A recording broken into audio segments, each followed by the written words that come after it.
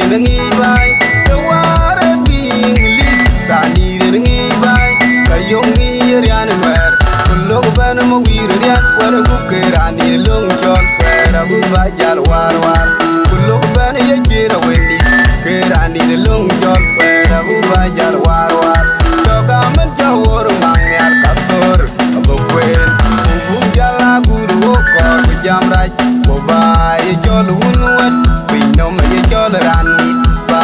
ye chol un wara gura jang ye ken cherian war kana lok bok jo kalya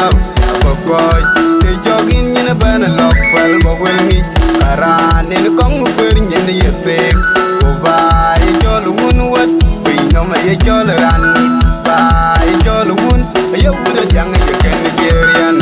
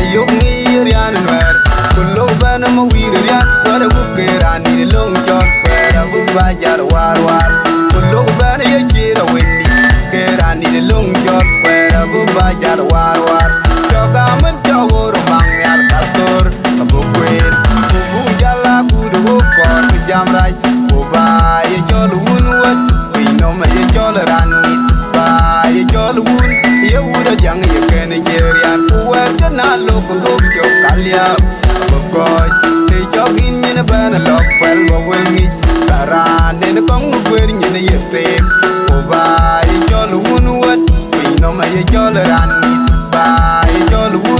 you're the young, you can hear.